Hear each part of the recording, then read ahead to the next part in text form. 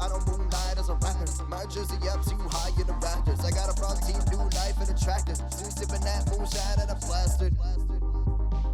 All right, we're back.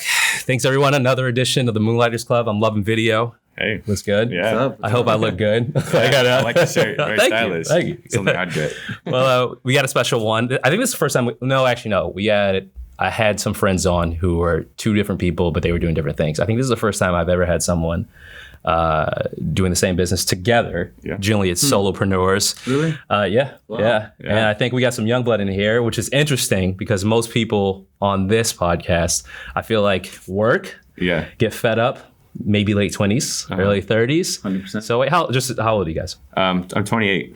Okay. 28. Oh, okay. Yeah. You look young as shit. You guys look great, dude. I'm turning 29. I think I'm actually 29, dude. Oh, shoot. Yeah. I'm 29. bro. 28, yeah. Yeah, I'm most 29. most people, like I'm 35, and I feel like most people around that we've interviewed are around that age, probably just because they're people I knew, but also it is like, people putting in work for way too long before they Right. realize they're out there. Yeah. So let me let you introduce your names first. All right. You can go in one by one or. All right. Go for it. No, go ahead. My name's Jonathan Romero. From Phoenix, Arizona. So Nice. from Phoenix, Arizona, I grew up was born in New Mexico. And then I moved here in Boston about 4 years ago.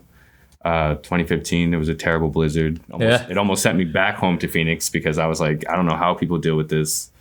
But yeah, that's pretty much like me from like until I got here. And then now I'm working and just doing all I can. Nice. But My name's Leandro.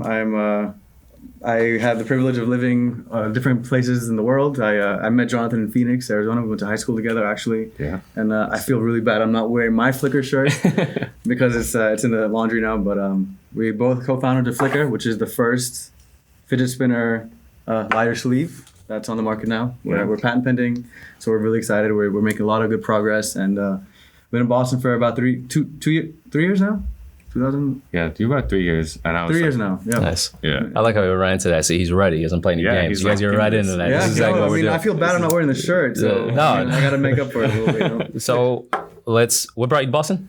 A better opportunity, honestly. I had a chance to come to school out here at UMass Boston. Okay. And I was done working my job in Phoenix. I was working at Costco for a long time, which wasn't bad. They actually paid me really well. And that was the hard part about leaving was the money, knowing that I can get paid more. And then like is taking a chance of starting out like here. So yeah, it was nice. I actually liked it. I'm glad I'm here. Yeah, my industry is hospitality. I'm hotel management graduate. I've been in the hospitality industry for a very long time. Restaurants is my thing. I love restaurants. I think being a server is fun, but also because it's not only being a server. I always think of being a server as being an entertainer, being a salesman, and then being a little bit of an actor. And I like that. And, I work currently I work at the Encore Hotel, a new casino that opened in Everett, Massachusetts.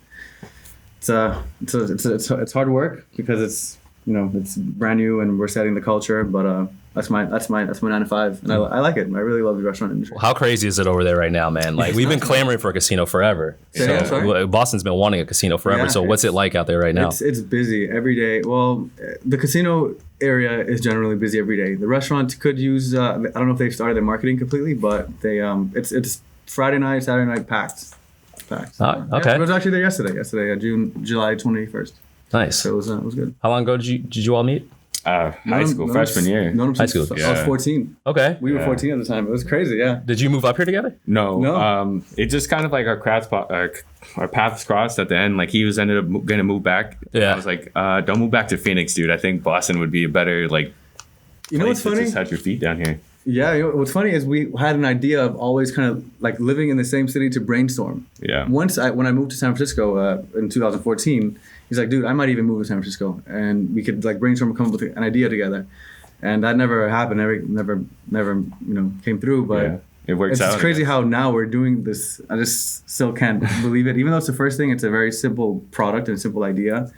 It's just that we're making it come to life. It's nuts. Yeah. So you've always wanted to work together? Yeah. We both had the same mindset about just kind of living free, I guess. Like I always felt like working is like just a fun thing, but like I used to watch Shark Tank all the time. I was a big Shark Tank. I'm still a big Shark Tank fan, but like just I would see people come up with ideas and like they'd come out with their products and they'd work hard and then like they would just change their own lives from just doing all that. So he's kind of had the same, but I feel like we both have that same mindset of just figuring out a way to work for ourselves and eventually just escaping the rat race, hopefully. Yeah. But it's all about that freedom. It's I was telling John the other day, it's like, it's all about not only financial freedom, but like emotional freedom, geographical freedom, being able to live where you want, or, just like mental freedom in a way that you get from going after something that you really believe in. And that's something that we're doing now. And so it's just the whole freedom package, I guess. And this is just a good stepping stone, and who knows what Flickr will become.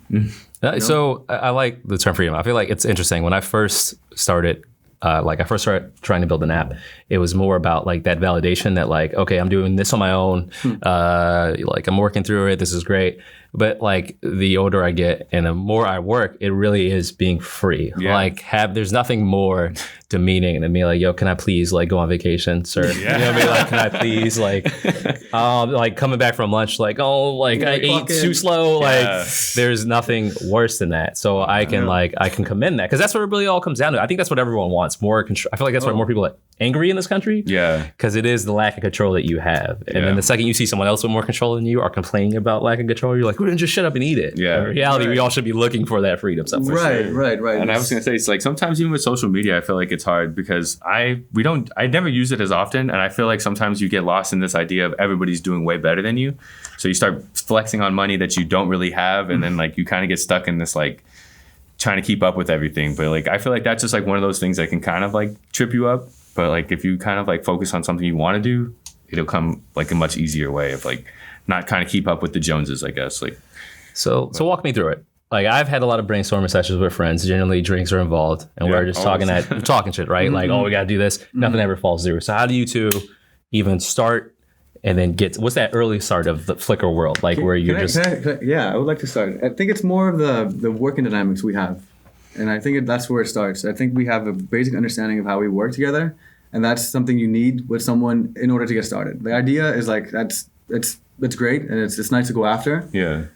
But if you can't work with someone who has a great idea, then it's kind of tough to go all the way, So I think that's the foundation of our working. Yeah. And like I think another one, the reason why we kind of came to agreement on like the Flickr and how it kind of works is just the cannabis industry is like really big. I'm not going to say for him just because I'm not sure, but I know he is in a way. But we've been big cannabis users, and I feel like right now, like the world's definitely changing in our favor when it comes to like being able to attach ourselves to that. Because being able to say I can light your guys' blunts or something like is fun. Like, do you know what I mean? Like, it is. So fun. I think it's just and we both believe in the product. It's not like it's overcomplicated. We just know the industry like in some sort of way, and it's definitely growing. So I think it's the belief that there's something there, and the fact that we do know how to work with each other. Like, we're kind of like opposites. Like in a way, we complement each other's like, organizational skills, or just sometimes he says something that I wouldn't think of maybe for like a couple of months, and then he's like, "How about this?" I'm like, "That's good. That's a great idea. That's a good approach," or vice versa. Like he'd be like, "Oh, I never thought of it that way," or and it's also I always think there's times where you start to feel like you're demotivated, and then there's times when he's like, oh, I'm ready to go, and then it gets me to get remotivated. So like I feel like when there's before you just start to like doubt it, people are not really giving you something, and then either like somebody like you're working with is like, nah, like what you mean, like forget that, fuck that, or let's just keep moving forward and try to find somebody else. And it's like kind of assisting and like growing with each other. It's kind of nice. Like we've known each other forever already, so it's like, let's see how this works out. How long ago did you come up? Like, how long ago from the day you were like, we're gonna make this thing? Well, it's been like 2017, May 20, like May it was end of June 2017. Yeah. He calls me, and I forget. He calls me, or he texts me. He's like, dude, I have to have an idea. I have to run an idea by you. And I'm like, okay, cool. We talk about a lot of ideas, and he's like, no, let me video chat you for this. I'm like, what? What do you mean? Like, what? Okay. And so he video chats me. He's like, dude, you know the fidget spinner, right? I'm like, yep, I know the fidget spinner. He's like, you know lighters, right? I'm like, yep. So he had his bulky, homemade big lighter, like with the Frankenstein things on the side here. And he's like, what about this? And he starts spinning it. And I was like, that is cool, simple. Yeah. And so end of June 2017 was the first time that Flickr was a fidget spinner lighter or a lighter sleeve has come into into existence. So you came up with you had a little prototype, right? So where do you even go from there? Because I feel like most business ideas I talk about, or most people I talk about, are service industry or apps, right? Yep. I only know like 3 people, and hardware is no joke. Yeah. So how do you even? What did you even do? We're gonna make fidget spinners. Who do we even talk to? Yeah. Well, first we started a bunch of prototyping. I was like, so the first one I made, it was like Frankenstein. We kept showing it off. People were like, that's really cool. And then we started really thinking about it. We started looking, research, couldn't find anything on Amazon, couldn't find any sort of fidget lighter. And I was like, and then we like started talking about it. We should see if we can get it patented. So we started looking to like patent lawyers and some like sort of like assistance more than anything, because we had no idea where to go from there. Because like everybody was like, you should really think about trying to see what you can do first. And since it got like patent pending right now, so then now we know. First actionable advice: if you have an idea, do what's called a patentability search. Yeah. The patentability search or a novelty search is it's just a check. You can have someone do it for you, or we had somebody do it for us. They just go through all databases, all USPTO, United States Patent, all this thing, and then they just see if that already has been tried out. And if it already has been tried out, and it's that you want to know sooner than later. You don't want to waste your time and then put all this money in, and then all of a sudden they're like, oh, sorry guys, like this product is already protected and everything else, and you're like, darn, that sucks. When I came up with a trademark for my app, I found out there was an existing trademark, but it was for juicy juice in like South America. They're like, all right, you can still use it. But I'm like, how do you have the same name? I'm curious, what app did you come up with? It was a mobile app that gym members would use to find workout partners. Oh, cool. So I would just like, that was what I thought was a fun thing. The beginning, like, oh man, let's sketch this. Let's like play around. It was fine, but I don't code. So like, everything else I could do, research, going to events, meeting people. I would go to like 20 gyms a day, pass out surveys. They're like, yo, we'll tell people this exists here. But the hardest thing was, this was about 3 years ago, so there wasn't a lot of technology on building things on your own unless you learned to code. And then it was still kind of booming after the social network came out. So every developer's like, I'll do it for like cheap as $25,000. So like I put money in for contractors and things like that. But it's like, I'm gonna table it until I find a more sustainable way to run it. Because unlike this, I felt like there were a lot of people jumping into tech to just see if they can get users and like get that get rich quick kind of deal. That's not how it works. Like you gotta get something that can be very tangible. Like you're selling it has to be tangible. That's why I like this. Like I like being able to come up, make something. Walk up to someone and be like, "Yo, do you want this?" And they're like, "Wait." You know what I mean? I love the facial reaction too, because they think it's just a sleeve, and then you spin it. They're like, and the thing is that's cool. I like that. How'd you like? And then like the fact that it's like when you have it in there, we always show people this, and that's when it gets them even more excited, because it's like, cool. I can just keep putting other ones in there, and then. But we have so many more. This is just like super low. We have so many more ideas to go. You know how Apple releases like a iPhone 1 or 2 or 3? They just wait. They already have iPhone million. They already have it. They're just waiting to release every one so they can make. I mean, we have ideas in the pipeline, but this is the first primary idea. And you can if you can't see it on the camera, it's like it says Flickr on one side and World on the other side. You could customize, have your name on it. So you come up with this, right? You're getting some momentum. Like maybe you're telling a couple of friends and family. Once you get that positive feedback, what's it like concentrating at work now? Now you know that you got something. What is it like when you go to work? Like shit, man, I should be on the internet right. I'm not gonna lie. I feel like my job kind of like getting a little bit bad, just because I'm like, I don't want to be selling to anybody right now. I'm just like, damn, I just want to go and just do this, and then it's like.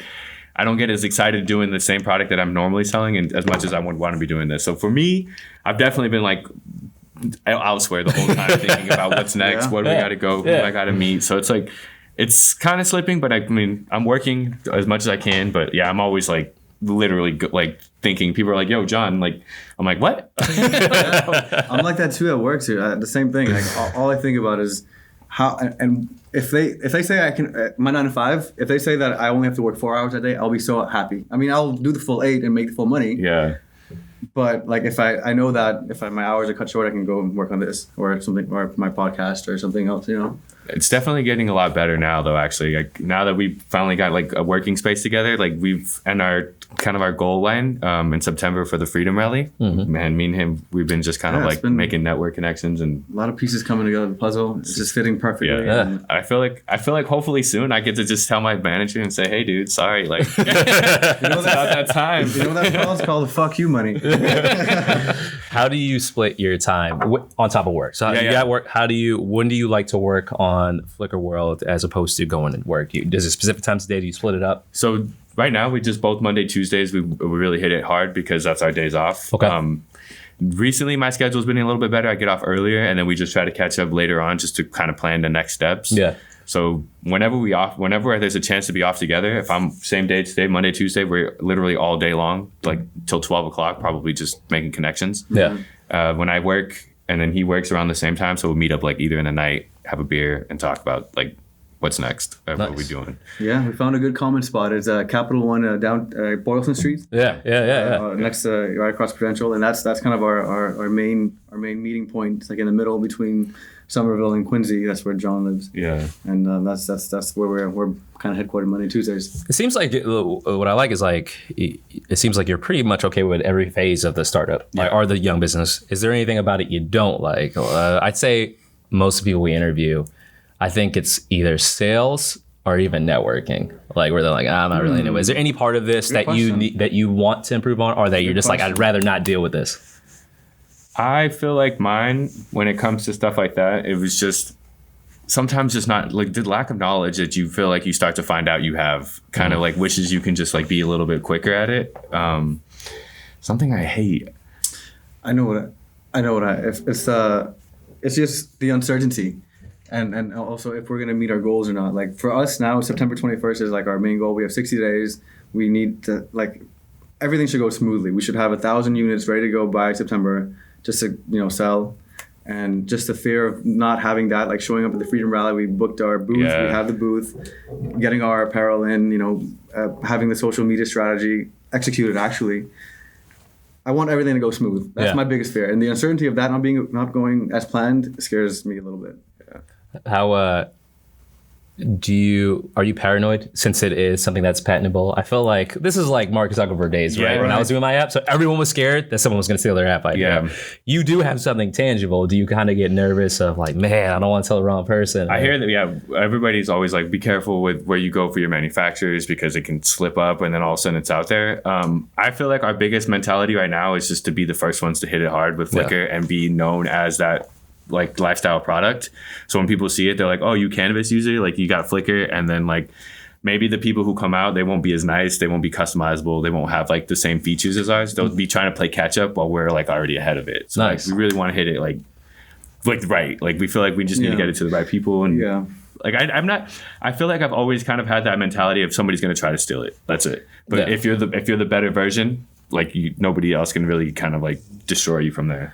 That's the best advice I ever got. It's execution, man. Yeah. Like there could be 8 people who come out with, and it's going to be something shitty, like Flacker Place. Yeah. You know what I mean? Like, and it's going to happen, But one, I feel like the second that you see someone try to rip you off, you're doing it right. You're like, let's do it. We can move forward. Like just seeing you two, I don't like, I feel like you actually have a good vibe here. Like, you know what I mean? Like I've seen teams where it's like, no, the product's great. Yeah. But you're like, you guys don't like each other. You don't compliment each other. Yeah. Well, the other co-founders don't compliment each other. Yeah. Like not the ones I've interviewed, but I've definitely been to network events where it's like one coder and one like super outgoing guy, or like that. Or 2 people who like, I do this, I do that, but there's no real synergy, bond outside of the business. Yeah. So the second that things go wrong in the business, you're like, well, I don't really care for this person. Yeah. So if we have 3 bad months, I'm out of here. Yeah. You know what I mean? Like, so like, and I hear there's a lot of people who always ask like, how do you guys worry about that? And I was like, I think it's just more of like, we've known each other for so long and we're kind of like different skills that kind of like help work together. But we've actually learned like, if I ever annoy him or vice versa, it's like, I just tell him like, dude, you're tripping or I'm tripping. He's checked me a few times for being late. I've been like 5 minutes late. My pet peeves for everybody. I grew up in Europe a part of my life, and it's just very punctual. Like if you're there, if you say 9 o'clock, you better be there 8:59. That's me. That's just me. Or it's like I live by like 50 minutes ahead of time is on time. On time is actually late, and after that on time is like no, just I'll go. Yeah. But John's been getting better. I like it. I really on point. Sorry to interrupt. No, you're good. That was there's someone I interviewed. I actually went to high school with him, Scott Everton. He has a company called Solar Flare Optics, and he rides around on a kiosk It's collapsible. Then he'll go to fairs, open it up, and sell glasses. Started with 1, now he's up to 3. And the best quote he had, it was actually at our showcase. He said, "Yo, you gotta treat this like it's your 9 to 5." He's like, "We would never be late to work. We'd be scared." He's like, "We would never half-ass like to a manager's face or something." He goes, just treat yourself like that. If you treat your own business like you've been treating everything else in your life, you can't help but succeed. And I think that's the issue. Everyone knows that, okay, I still have this job here, so whatever. But it's like, no, like you got nothing without this. Like treat this like this. That's the hard thing I would imagine too. Like if somebody like has a really nice job and they're starting a product or like a thing to go with forward, I feel like they'd be scared of like the uncertainty for sure, because it's like I'm making really good money now, and if you're not fully involved, you always kind of like ready to fall back. Like it's like you're like, oh, I can jump, but then you're like, oh, if I don't, then I won't hurt myself. I'm okay, like where I'm at.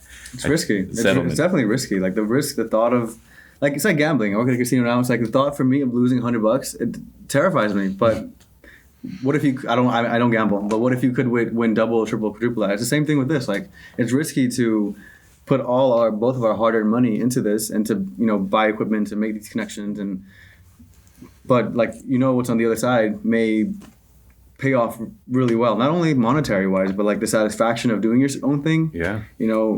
Just I don't know. It feels crazy. What is your if you could have it your way, what is your preferred goal with Flickr World? To sell it, to run it as your thing? You know what I mean? What's, I like that one. Yeah. It's hard because like I feel like I would like to have it as its own style brand. Like somebody'd be like, you got a Flickr lighter, like, do you know what I mean? Or you got Flickr products, and it's kind of like to that point. But I would love for it to be something that we can work on together and get to as big as possible. And then if it happens to get to that other point of somebody buying us out, it's like, who knows? It would have to be a really good offer to kind of like really be like, yes, let's do that. I want the experience of it. Yeah, I love the idea that I was kind of getting it to a certain point, and then it's like, because just seeing it where it's at now, it's like, man, this is. And then like the convention we went to for the Nikken, it was so fat. It was like this big, and now it's just like smoother and it's getting more nice. So it's like it's starting to feel really good, but. Yeah, no, you're right. I see Flickr Lighter as just a subproduct of Flickr. It could be Flickr, I don't know, a coffee house, or Flickr. I don't know. You name it. You name it. I like that. Lighter is just a part of Flickr. It's like it should be Lighter by Flickr. And the one thing, the one thing I think that helps us kind of be a little bit more aware too, and like knowing is that I like to think of it, or we like hope as a stepping stone to a better future, and to also like pursuing more endeavors and more other things and assisting other people as well. Because I'd love to go to networking events and somebody being like, I have this, and I'm like, oh, I actually have worked in something like this. I can help you guys out. But having that financial freedom, I'll be able to go there much more often. Right.